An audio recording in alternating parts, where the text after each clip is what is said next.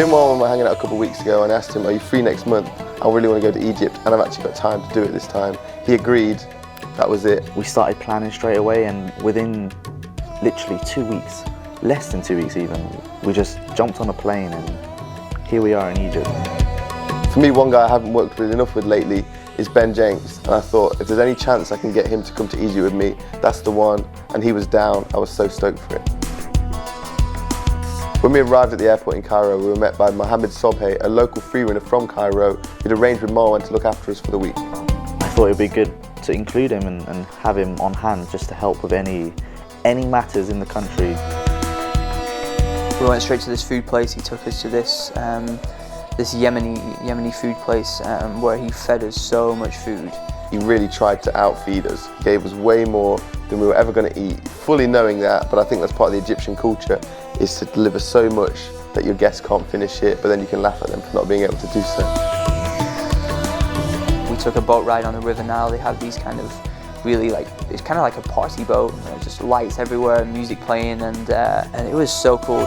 For me, I think it is the most epic river that I've ever heard of. Like, there's a few rivers you hear of, Amazon and Nile and Mississippi, but Nile is the most epic. To know that Cleopatra and Tutankhamun and all these people travelled up and down it in their thin Egyptian boats, and we were actually on this river now, like in a boat, even though it was a bit more of a party boat, blasting music with some pink strip lights. It was still a really cool experience to be that close to the water and to have a bit of fun with Ben and really try and find the mood of Egypt and get into the swing of things for the trip to come.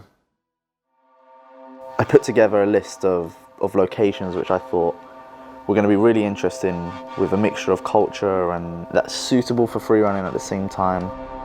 The first official location of the trip, Muhammad Ali Castle.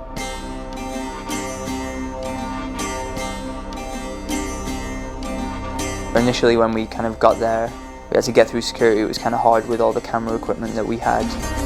There was two set prices, one for kind of Egyptians, which was super cheap, and one for foreigners, which was super expensive. Here's an Egyptian ticket, 4 Egyptian pounds, 60 Egyptian pounds for a foreigner. Once you've gone through the entrance, you were walking through the castle grounds, and then you come up the stairs and you get this incredible view of Cairo.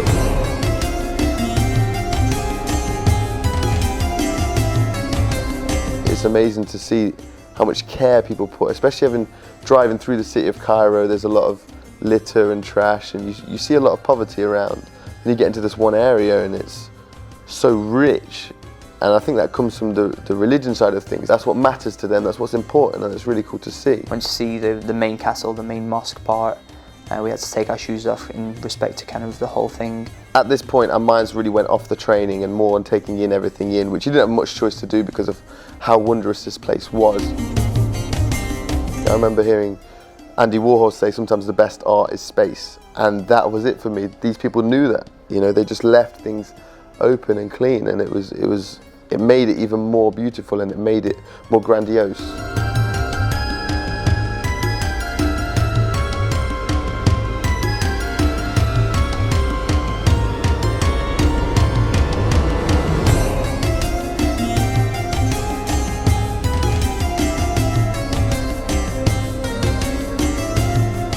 Once we started doing things and kind of moving around and flipping, we gathered this huge crowd. Surprisingly, the security was watching us as well. They didn't really say much, they kind of just let it happen. I guess it was something new and interesting that they'd never seen before. I think it just got a bit too crowded.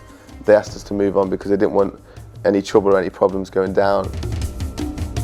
Walking through the grounds a bit further, and I found a sequence I wanted to try, and the guy started shouting at me, apparently in Arabic, "No, you can't go there, stop, what are you doing, you can't go there." And I said, "I just want to take one picture, just one picture." Giles got his camera out, he's like, "Oh, okay, We don't know how the locals, especially security, are going to react to it, but it was nice that he just let us take one picture, and he was kind of impressed and taken back by it, like, oh, fair enough, these guys are all right. And then he hinted that, around this corner of this closed off area, there's more to do. That was our first bribe of the whole trip. We slipped him a little bit of money just to kind of go up into the back part of this section where no one really was allowed to go.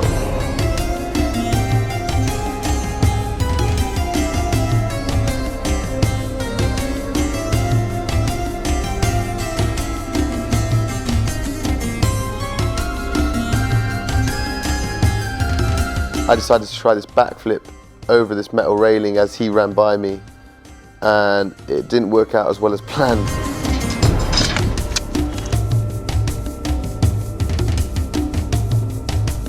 At this point we realised there was no one else around. They'd closed the castle grounds, the security weren't even coming to get us.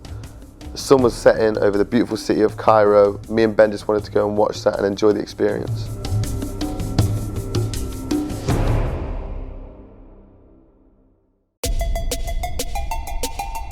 So the next day we went to Azhar Park. It was this really cool park, a nice drive up into it, very green. Not much motivates me like a sunny day. It fills your spirit and it makes you want to, be out in the day and enjoy it. And for me, the way to enjoy a day is to get on with some parkour.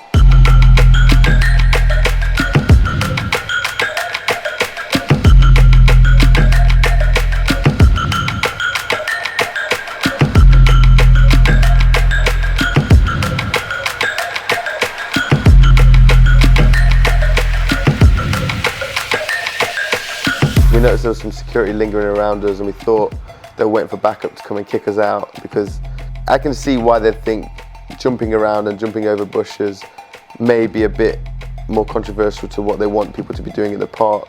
But Marwan spoke to him and they seemed alright, and we just got on with what we wanted to do.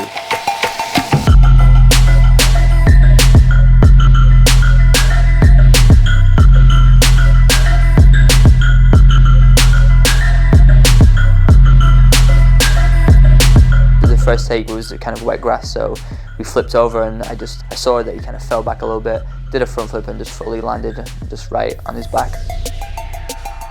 We kind of went back to this one of the main spots there. It was just this really big kind of running pre. As soon as I got up there, this guy came out who I guess maybe worked at the restaurant and just told us we can't do this. Like Marwan on the other hand was telling us just go for it, just do it, he won't do anything. So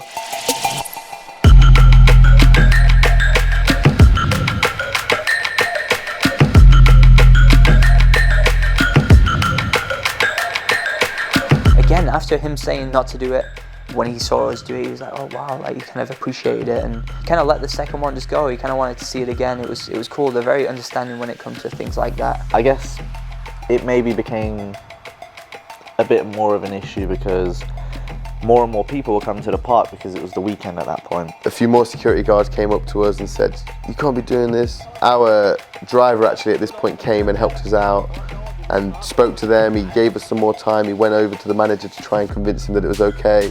And I think this is all just a game to buy us more time, which is very helpful. We thought, okay, if we're going to leave anyway, what's one more shot we can get before getting kicked out of this park?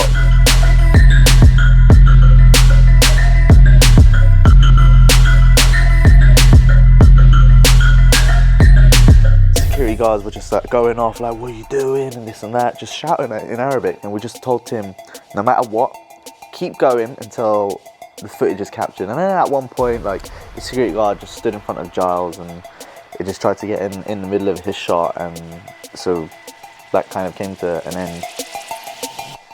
After the fountain, I was drenched, I was soaked. I asked Marwan, can I change here? Can I change my t-shirt?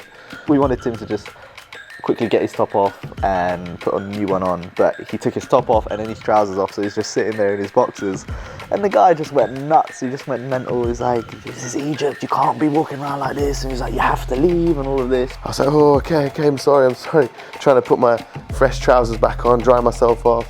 The driver even had to go at me. He was like, what are you doing? I was like, whoa, I know I get my clothes off a lot, but I'm still very conscious of when it's a problem for other people, and I tried to be respectful. I think I just slipped up at this point. It is in their culture, and if it's a bit strange, you have to respect that. And we don't want any trouble. We don't know what we could get arrested for or anything, so we apologised, got our clothes, got our kit, and left the park. After the park, Sobhay had arranged for a jam with some of the local freerunners.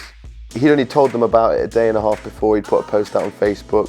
We'd done no promotion for this event, so we wouldn't know who'd really turn up or what the parkour spots in Cairo were going to be like. Everyone was like really excited. At the same time, they were really upset because in this period we have like the final exams for everyone, like schools, universities. But there is people, they traveled from different cities, and there is people, they told me like they skipped the exams for the day. Walking up to the thing and everyone kind of greeted us with this huge applaud. We didn't know if people in Egypt watch our videos or anything, and to see 100 people turn up off a day's notice to this place is it's astounding to us, to see the levels that Parkour was getting to. Every one of them wanted to shake a hand, so we went through each one at a one. Took about 10-15 minutes to shake everyone's hand. Imagine you really like playing football and you get to meet Ronaldo or Messi. It's just like, it's a big moment. So to the Egyptian freerunners who they don't really get to see anybody at all, for Tim and Jenks to come over here, it's that kind of same feeling for them. And I don't think the boys really understand how much of an impact they have around the world.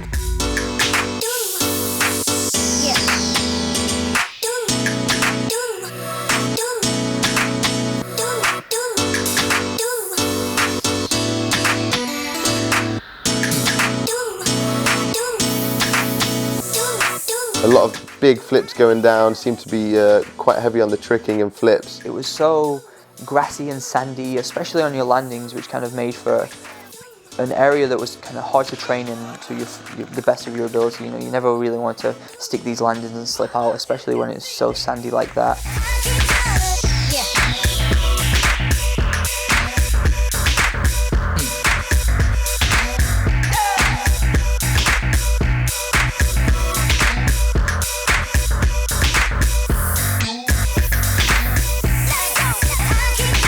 In Egypt, we say "Ba'alla parkour," so they play parkour. We don't just go out and we're going to train parkour. They play parkour, and I think that's really nice that they can just go out and just play and enjoy themselves.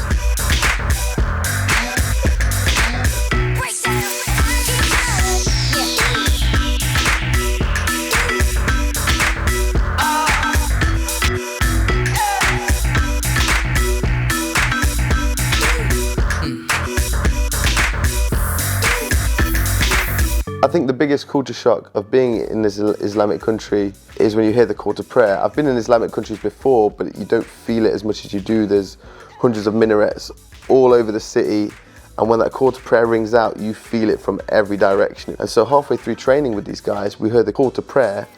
They stopped what they were doing, stopped the training, all lined up. They had one guy at the front leading the prayer, and they all took about 5 minutes mid-session to pray and respect to Allah. I think prayer is a form of meditation, and so if they're praying 5 times a day or meditating 5 times a day for however long it be, to a higher power, to respect something above them, to show gratitude for something else out there, this makes them more peaceful and calmer and stronger people. And I even spoke to them, and they said in their training, if they're praying to Allah, they feel that they're protected. They feel there's something overlooking them, and they move with the strength of Him. And when they don't pray, they feel they're at risk at that point. And that's cool, because it's kind of a positive addiction, if that exists. It's not, they don't need to take some caffeine or some Red Bull to be stronger, or to feel, oh, I can't wake up without a coffee. It's like, no, I'll pray and everything will be okay. And that's really cool. Another thing that impressed me, there were a few female freerunners in the group. They were all wearing headscarves, and they were trying this precision that was maybe 6 or 7 feet. There was one girl, it was the first day out, and she was like really going for it, giving it some. She ended up craning it a few times. Somewhere where women feel so protected and shepherded and put to the side of like, no, you're supposed to do this. To see them allowed to be outside and training with the boys was really cool, to see that it was more open than I'd ever thought it was. And even to see the level, these were athletes. They cover up their body a lot more, so you can't quite see the muscle tone or the strength they have. But these girls were fit girls. They could move, they were strong.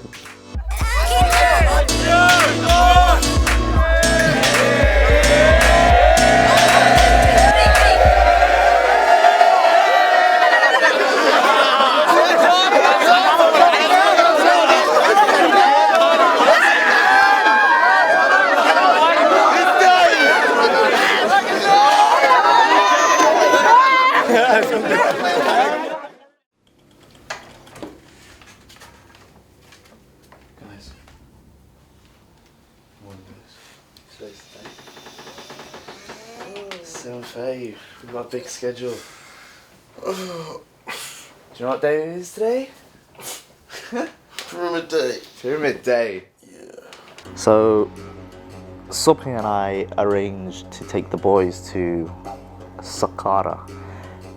In this area is the first ever built pyramid. At the first second, I was really happy and really excited. Then I was like, oh shit, they're not gonna just be like a normal tourists.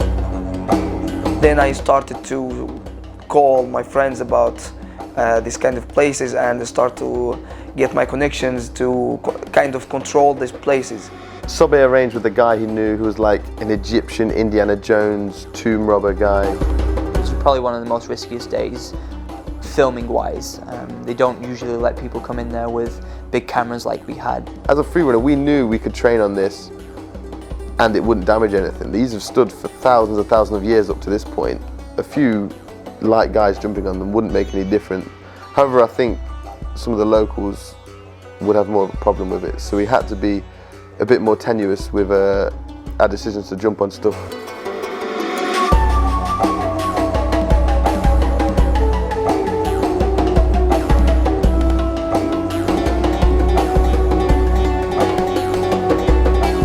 What we did do, however, was check out some of the insides of these temples where they wouldn't allow tourists to go. Indiana Jones, tour guide, showed us these entrances. And there was this amazing hieroglyphics, some of them still in colour today, thousands of years on. I couldn't believe it to behold. You've seen in the Egyptian documentaries, you'll see it, but to experience it for yourself is another thing.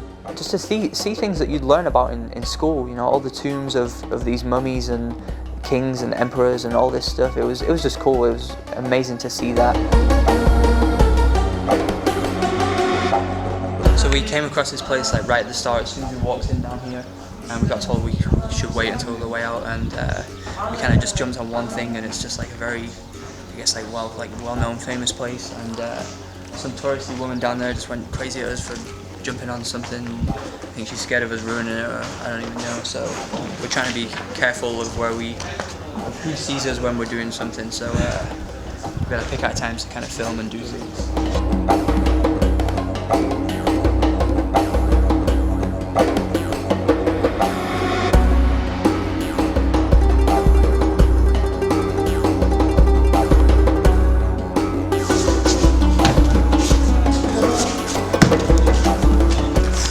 After that little jumping section, we was jumping around for like 20 seconds and someone already saw us, so it didn't take long for us to get kicked out.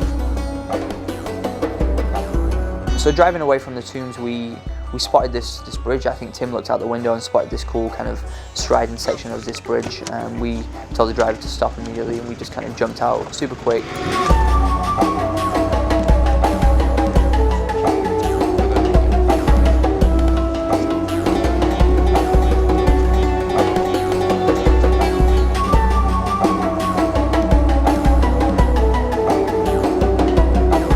The main reason for me to come to Egypt ever was to see the Great Pyramids.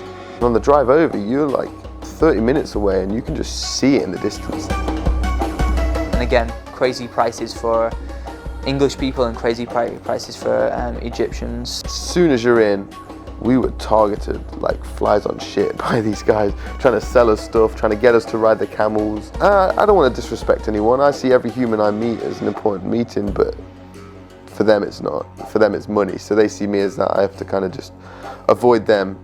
The important thing though was what was stood in front of me was this huge fucking pyramid.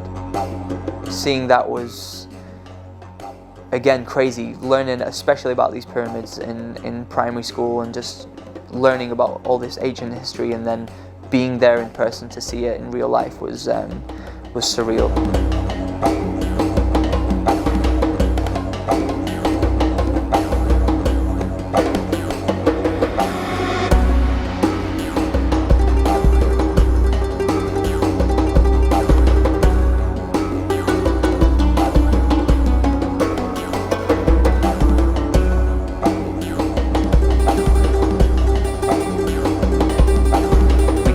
things. There was this guard who was kind of following us throughout the whole day, again, just to make sure that we didn't, I mean, we were kind of suspicious looking tourists with kind of Egyptian guys with cameras. It was a little bit weird, so again, we had to bribe him to kind of keep quiet and just to kind of follow us and make sure nothing really happened.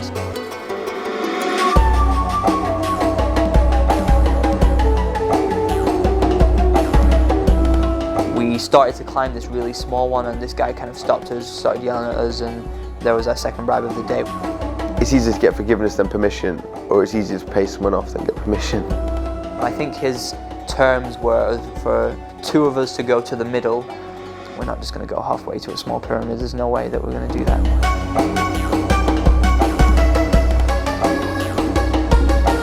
Climbed all the way to the top. This guy was freaking out. تقول لي نص الهرمه ونفرين ثلاثه تطلعوا لي 50 نفر. قماطي عندكم قماطي بقى قماطي مين يا عم الحاج؟ هيوديني في داهيه ابو قماط. نبى ابو قماط هيوديني في داهيه. 2 weeks ago, I would never have known that I would have such a diverse life experience as what I've just had. It's been amazing. Something again I'd never thought I would do. Come to Egypt and especially have the experience that we've had. It's great to see parkour around the world in these little pockets have such a big influence on people, on their lives, and such a positive one, which is the most important thing. We got hooked up with a lot of things, which was a blessing. I thank you all for your generosity and showing the boys and really representing Egypt for us and showing the world what we can do. So hopefully we're gonna get more guys to Egypt, especially after this project with Flow. So here we are, just get my number, call me, I'm gonna be there for you, so welcome anytime. I think because of parkour, it connects us with so many people on a different level, that they know people and they just want to do so much for us. We want to experience things in a different way, so I'm so thankful for that. It was amazing.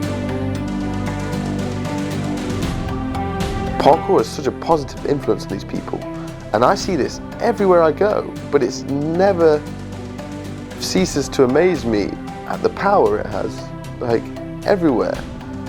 It's so magical and it's still so young.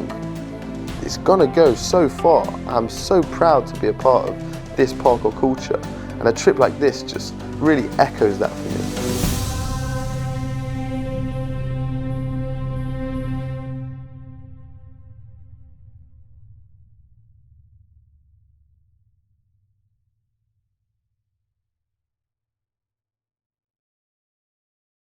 Just calluses. Ooh. Calluses. What the? Oh, thank you, Ben. Thank you. What? Woo.